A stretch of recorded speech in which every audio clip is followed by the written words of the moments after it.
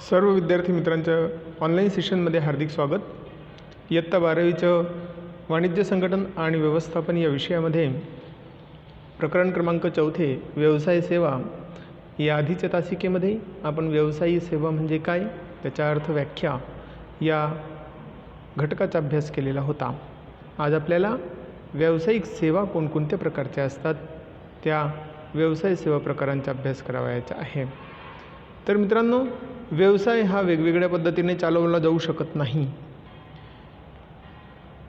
त्यासाठी व्यवसाय आणि व्यवसायाला अनुषंगिक अशा व्यावसायिक ज्या सेवा असतात त्या व्यावसायिक सेवांची आवश्यकता ही भासत असते आणि म्हणून व्यावसायिक सेवांशिवाय व्यवसाय हा कधीही वेगळ्या पद्धतीने चालवला जाऊ शकत नाही।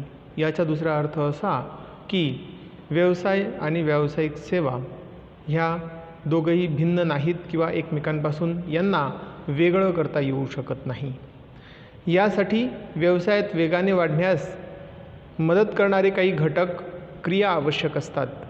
म्हणजे व्यवसाय चालवण्यासाठी काही घटक क्रियांची आवश्यकता असते आणि त्या ज्या घटक क्रिया आहेत त्या व्यावसायिक सेवा म्हणून प्रचलित आहेत। व्यवसाय सेवा या अशा सेवा आहेत की ज्या व्यवसाय वाढवण्यास आणि अखंडपणे कार्य करण्यास मदत करतात। व्यवसायाचं अस्तित्व दीर्घ कालावधीसाठी नव्हे तर कायमस्वरूपी राखून ठेवायचं असेल तर अशा वेळेस व्यावसायिक सेवा ह्या अत्यंत गरजेच्या आहेत, अत्यंत महत्त्वपूर्ण भूमिका बजावताना आपल्याला दिसतात। काही व्यवसाय सेवा प्रकारांचा आपल्याला या ठिकाणी अभ्यास करावयाचा आहे। तसे तर व्यवसाय सेवा ह्या वेगवेगळ्या स्वरूपाच्या असतात। प्रत्येक व्यवसायाच्या आवश्यकतेनुसार व्यवसाय प्रकार त्याला कोणत्या प्रकारे आणि कोणत्या पद्धतीचे वापर करावयाचे आहे त्याचं स्वरूप देखील भिन्न भिन्न प्रकारचं असतं।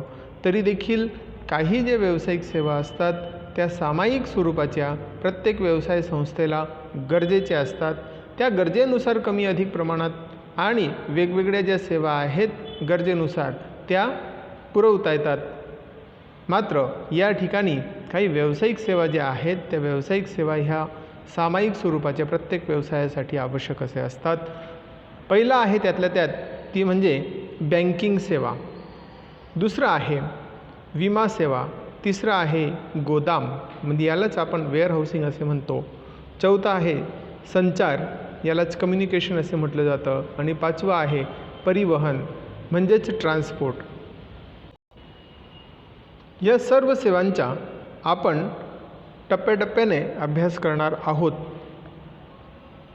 यातली जी पहिली सेवा आहे ती म्हणजेच बँकिंग।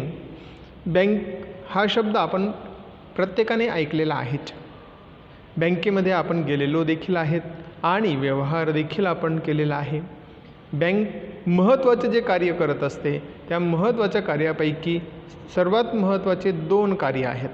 पहिलं म्हणजे सर्वसामान्य जनतेकडून ठेवींचा स्वीकार करणे आणि दुसरं महत्त्वाचं कार्य म्हणजे आवश्यक असणाऱ्या व्यक्तींना गरजेनुसार कर्ज उपलब्ध करून देणे। हे महत्त्वाचे 2 कार्य बँकेचे असतात। मग आता या ठिकाणी बँक हा जो शब्द आहे, बँक हा शब्द प्रामुख्याने बँको या फ्रेंच शब्दापासून तयार झालेला आहे की ज्याचा अर्थ होतो खंडपीठ।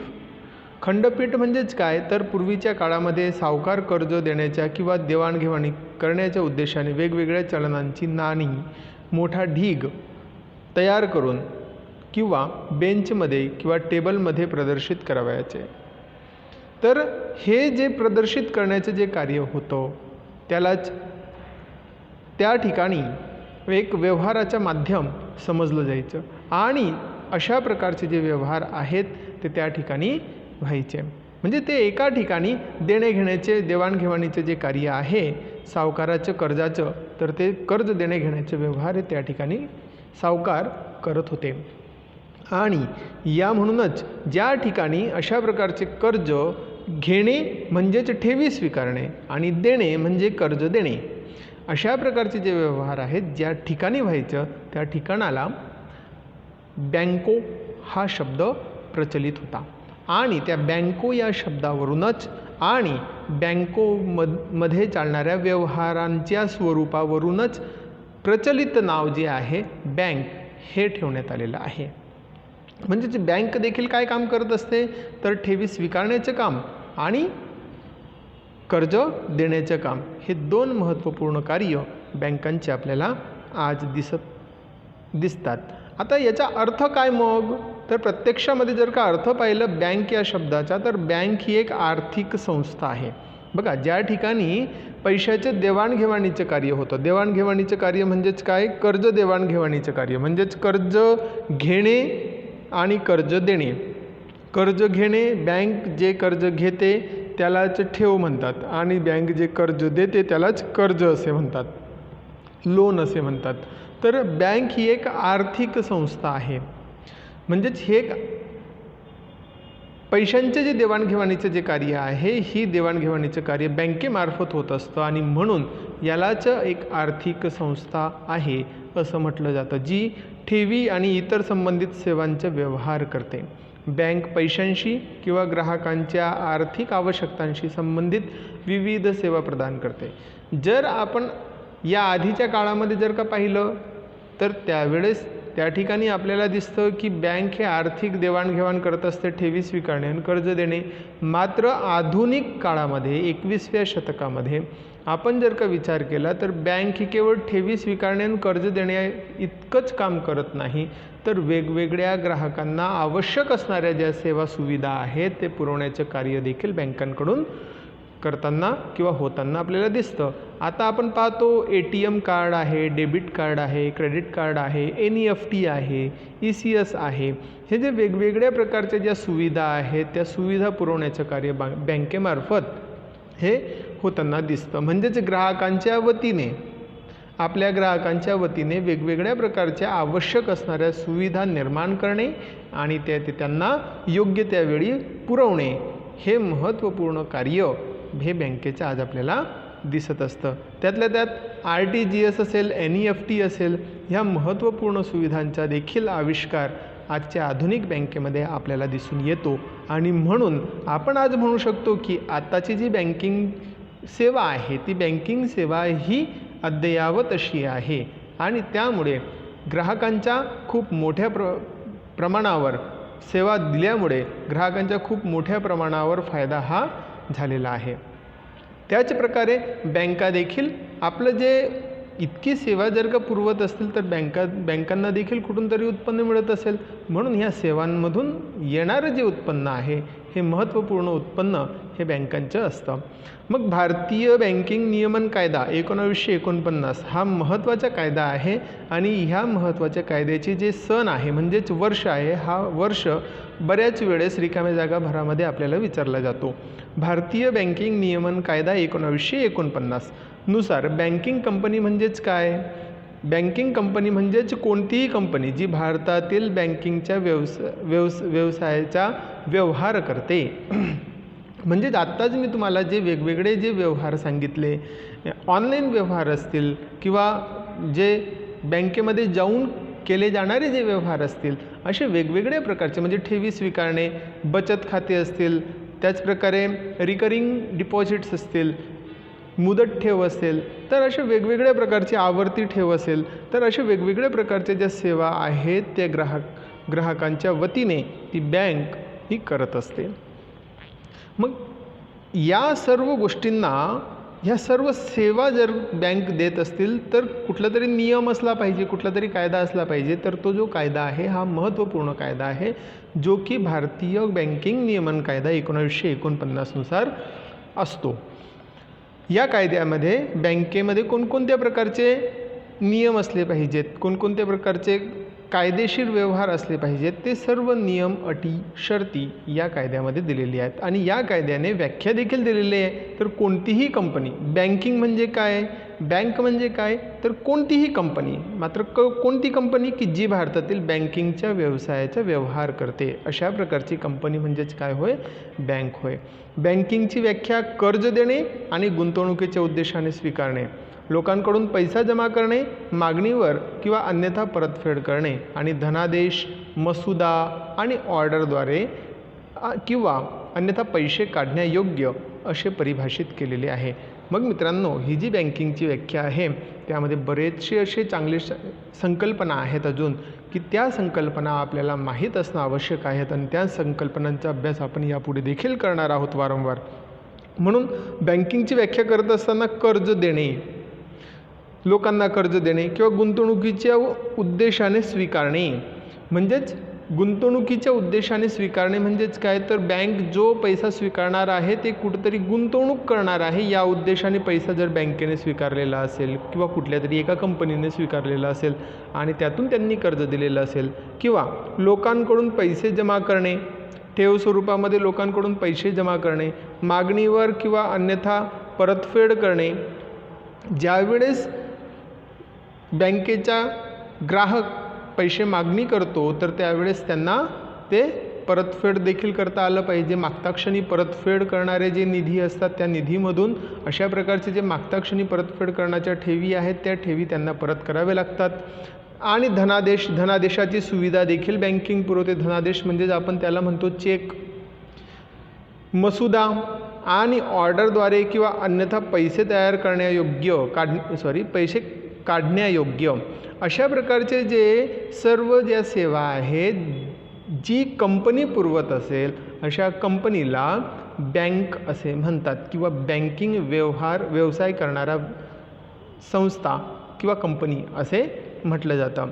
आणि हे जे सर्व आहे ते सर्व रेग्युलेट कोणत्या कायद्याअंतर्गत होतं, तर भारतीय बँकिंग नियमन कायदा 1949 यानुसार होत असते. आता बँकेचे वेगवेगळे प्रकार आहेत. मग बँकेचे वेगवेगळे प्रकार कोणकोणते आहेत, तर टाईप्स ऑफ बँक्समध्ये पहिलं येतं ते म्हणजे मध्यवर्ती बँक, दुसरं आहे व्यावसायिक बँक कमर्शियल बँक्स, तिसरं आहे सहकारी बँक कोऑपरेटिव्ह बँक्स, चौथं आहे विकास बँक डेव्हलपमेंट बँक, पाचवं आहे विनिमय बँका म्हणजेच एक्सचेंज बँक, सहावं आहे प्रादेशिक बँक रिजनल रूरल बँक, सातवं आहे बचत बँक सेविंग बँक्स, आठवं आहे गुंतवणूक बँक इन्व्हेस्टमेंट बँक्स आणि नववं आहे विशेष बँक, यालाच म्हणतात स्पेशलाइज्ड बँक. मग यातला जो पहिला प्रकार आहे तो म्हणजेच मध्यवर्ती बँक. मध्यवर्ती बँक प्रत्येक देशाची एक मध्यवर्ती बँक असते. मग केंद्रीय बँक, यालाच केंद्रीय बँक देखील म्हणतात. केंद्रीय बँक ही देशातील केंद्रीय बँक किंवा मध्यवर्ती बँक हे दोघंही एकच आहेत, सेंट्रल बँक असे म्हणतात त्याला.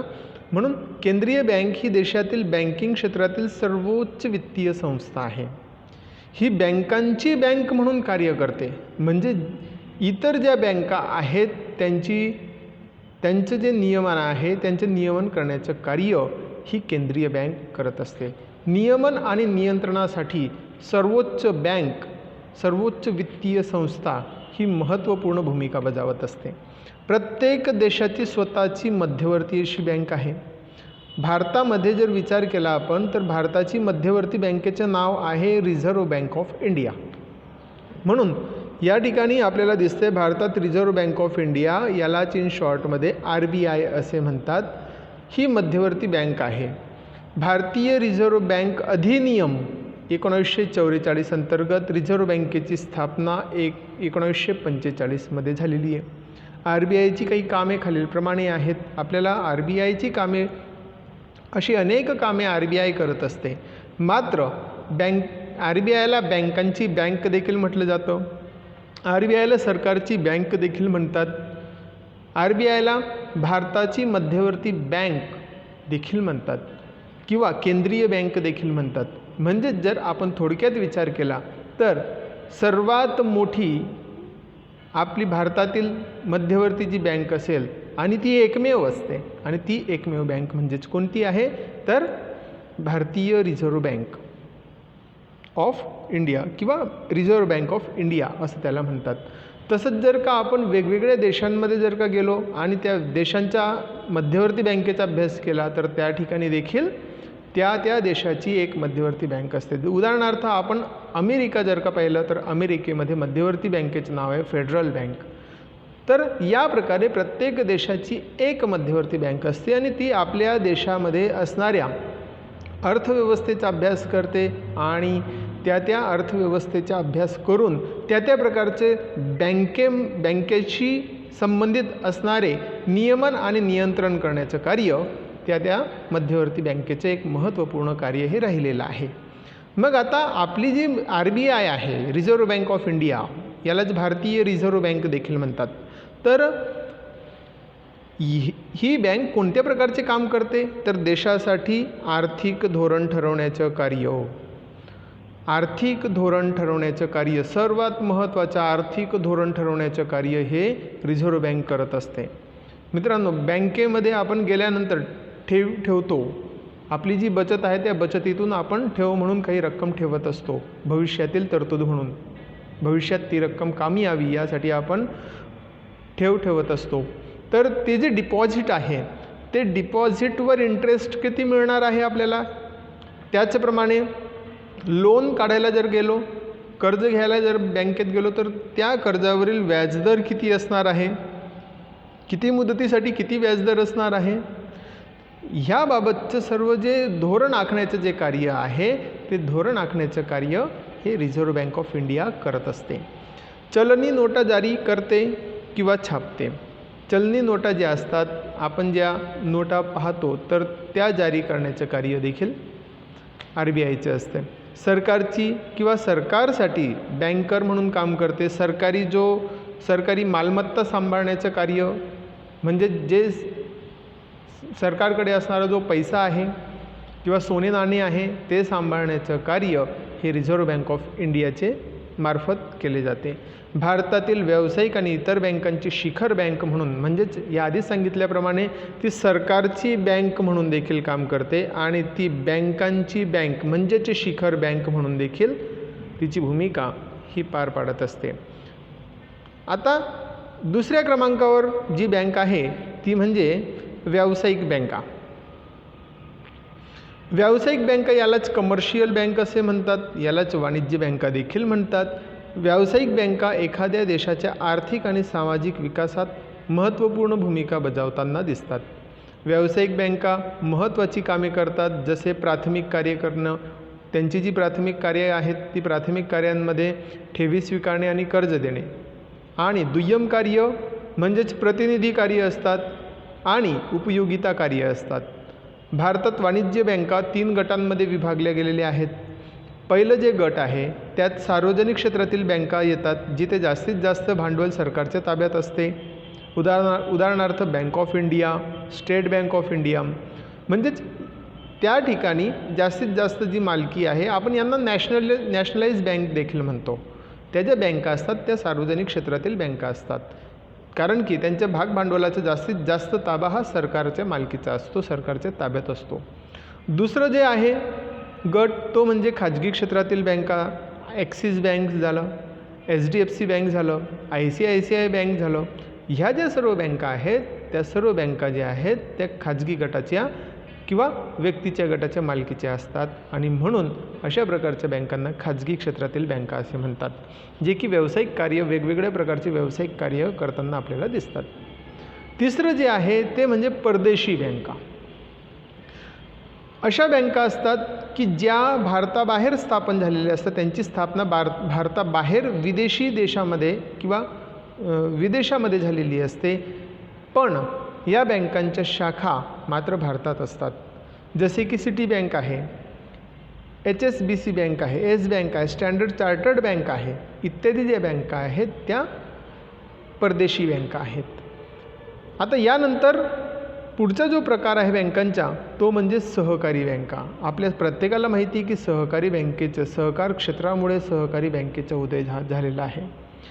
आणि सामायिक समस्या, समाजात येणारी सामायिक समस्या पार पाडण्यासाठी या अशा प्रकारच्या सहकारी पतसंस्थांची, सहकारी बँकांची स्थापना ही करावी लागते. आणि म्हणून अशा प्रकारच्या ज्या सामायिक समस्या, ज्या समाजामध्ये विशिष्ट गटाला येणाऱ्या ज्या सामाजिक समस्या आहेत, भेडसावणाऱ्या ज्या समस्या आहेत, त्या समस्यांवर मात करता यावी यासाठी सहकारी क्षेत्राचा जन्म झालेला आहे.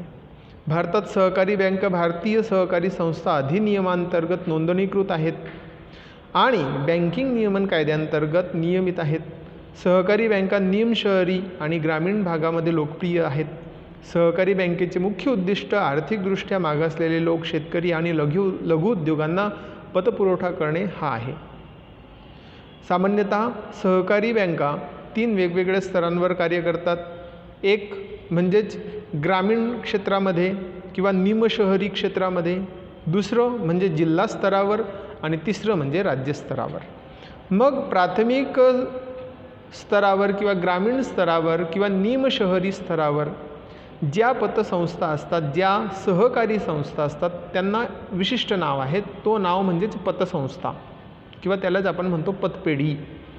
प्राथमिक पतसंस्था यालाच आपण आपल्या पुस्तकामध्ये जर का पाहिलं तर त्यालाच प्राथमिक पतसंस्था असं नाव आहे. प्राथमिक पतसंस्था ग्रामीण स्तरावर काम करतात.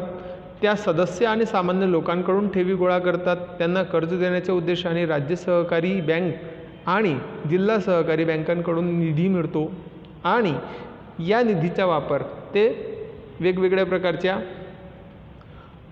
कर्ज देण्यासाठी करत असतात. उदाहरणार्थ शेती उपयोगासाठी लागणारी जी कर्ज आहेत ती शेती उपयोगासाठी लागणारी कर्जाचा वितरण या बँकांमार्फत होताना आपल्याला दिसतो. दुसरा जो यातला वर्गीकरणाचा प्रकार आहे, दुसरा जो स्तराचा प्रकार आहे तो म्हणजे जिल्हा मध्यवर्ती सहकारी बँक. जिल्हा मध्यवर्ती सहकारी बँक हे प्राथमिक पतसंस्था आणि राज्य सहकारी बँक यामधील एक दुवा म्हणून किंवा मेडिएटर म्हणून कार्य करताना देखील आपल्याला दिसतो. त्याचप्रकारे प्राथमिक पतसंस्थांना आर्थिक मदत करण्याचं कार्य हे या जिल्हा मध्यवर्ती सहकारी बँकेमार्फत होताना दिसतं. त्याचप्रकारे जिल्हा मध्यवर्ती बँकांना कोणाकडून कर्ज उपलब्ध होतं किंवा कोणामार्फत हे कर्ज उपलब्ध होतं तर राज्य सहकारी बँककडून कर्ज उपलब्ध होण्याचं, या ठिकाणी निधी उपलब्ध करून घेण्याचं कार्य होताना दिसतं. या बँका जिल्हा स्तरावर कार्यरत असतात. या बँका म्हणजे जिल्हा मध्यवर्ती सहकारी बँक हे जिल्हा पातळीवर लोकांकडून ठेवी घेतात आणि कर्ज देण्याच्या उद्देशाने राज्य सहकारी बँकांकडून निधी देखील मिळवतात. तदनंतर या ठिकाणी तिसरं जे आहे स्तर, तो तिसरा स्तर म्हणजे सर्वोच्च स्तर असतो, तो स्तर म्हणजेच राज्य सहकारी बँक. ही बँक राज्यस्तरावर कार्यरत असते. आवश्यकतेनुसार ती जिल्हा सहकारी बँक आणि प्राथमिक पतसंस्थांना निधी प्रदान करण्याचे कार्य करते. राज्य सहकारी बँक ही जिल्हा बँक आणि पतसहकारी संस्था यांच्यावर देखरेखीचे काम देखील करते, नियंत्रणाचे देखील काम करते, त्याचप्रकारे नियमनाचे देखील काम करताना आपल्याला दिसते. त्याचप्रमाणे पुढचा जो महत्त्वाचा बँकेचा प्रकार आहे तो म्हणजे औद्योगिक विकास बँका. नावातच आहे, कोणाच्या विकासासाठी स्थापन झालेली बँक आहे तर औद्योगिक उद्योगासाठी विकास करण्यासाठी, उद्योग क्षेत्राचा विकास करण्यासाठी निर्माण झालेली औद्योगिक विकास बँक आहे.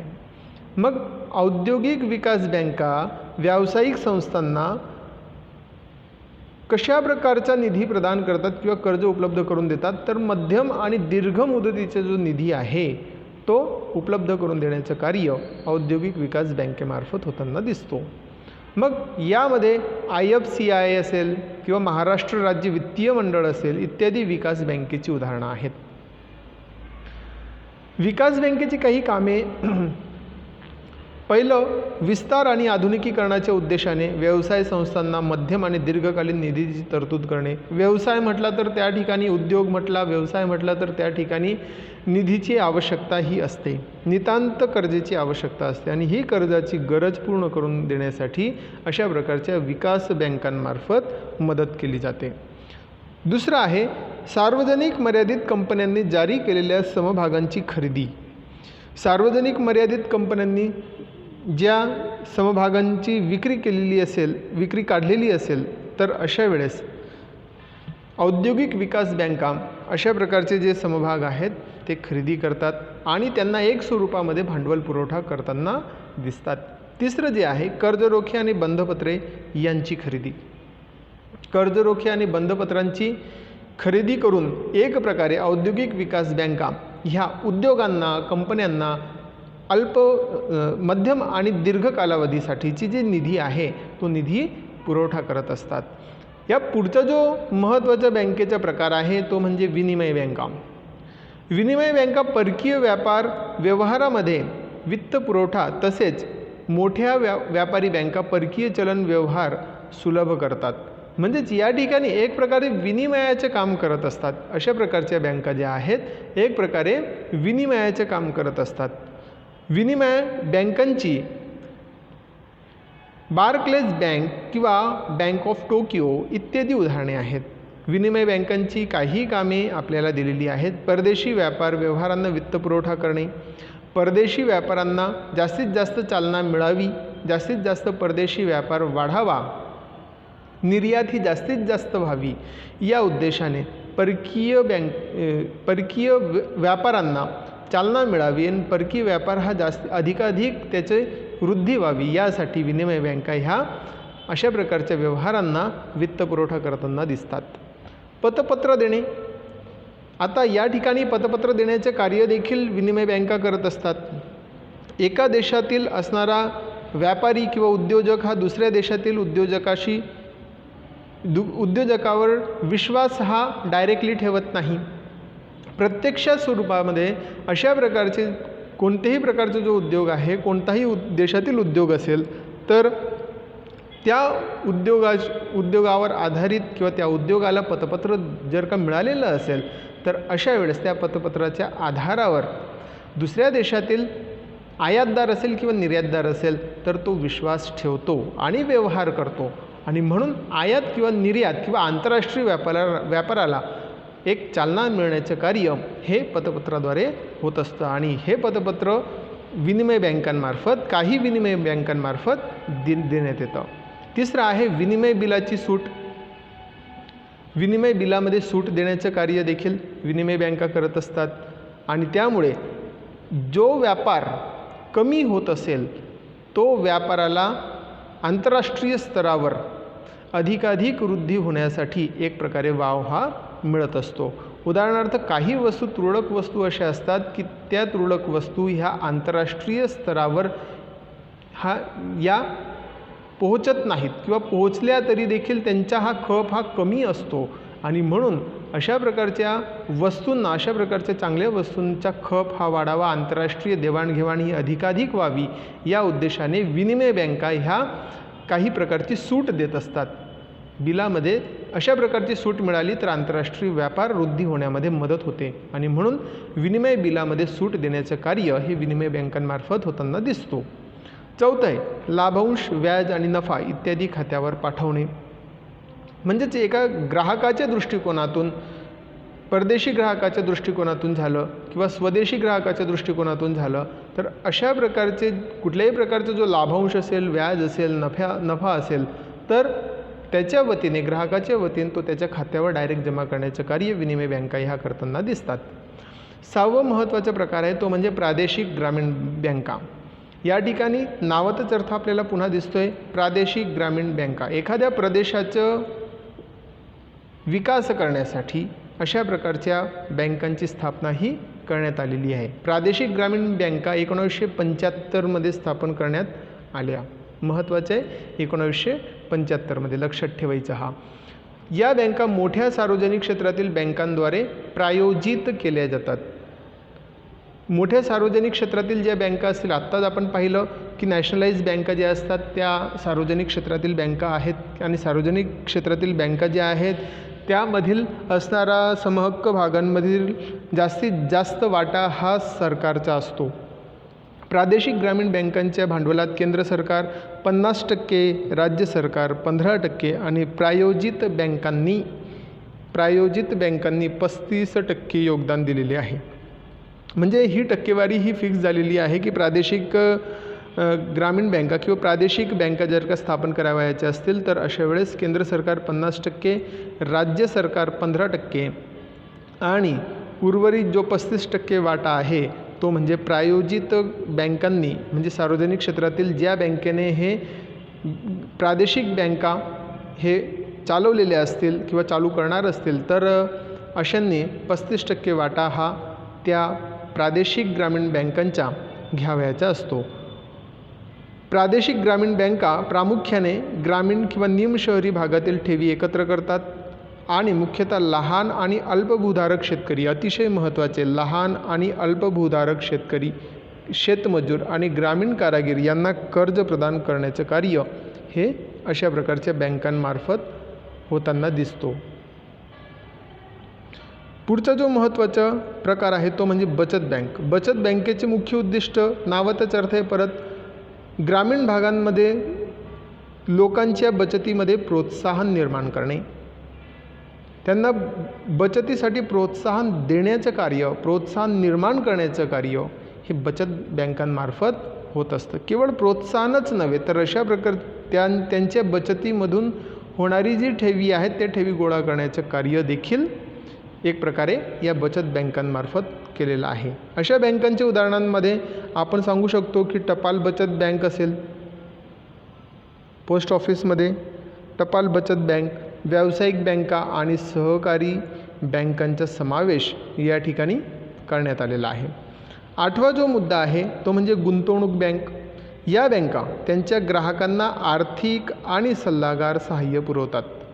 त्यांच्या ग्राहकांमध्ये सामान्यतः व्यवसाय संस्था असतील किंवा सरकारी संस्था समाविष्ट असतात. गुंतवणूक बँका संशोधन करून आणि गुंतवणुकीच्या निर्णयाबद्दल सल्ला देऊन विलिनीकरण आणि अधिग्रहणांची सुविधा देतात. साधारणतः गुंतवणूक बँका सामान्य लोकांशी थेट व्यवहार करत नाहीत. तर या ठिकाणी नावात आपल्याला एक अर्थ अभिप्रेत आहे की या ठिकाणी ह्या ज्या बँका आहेत त्या बँका या गुंतवणुकीचे कार्य हे करताना दिसत असतात आणि म्हणून या ठिकाणी एक प्रकारे गुंतवणुकीला प्रोत्साहन देण्याचं कार्य आणि ग्राहकांना आर्थिक आणि सल्लागार सहाय्य पुरवण्याचं कार्य हे गुंतवणूक बँकांमार्फत झालेलं आहे. नववा जो बँकेचा प्रकार आहे तो म्हणजे विशिष्ट बँका. या बँका विशिष्ट क्षेत्रात व्यवसाय स्थापित करण्यासाठी संपूर्ण समर्थन आणि आवश्यकता पूर्ण करतात.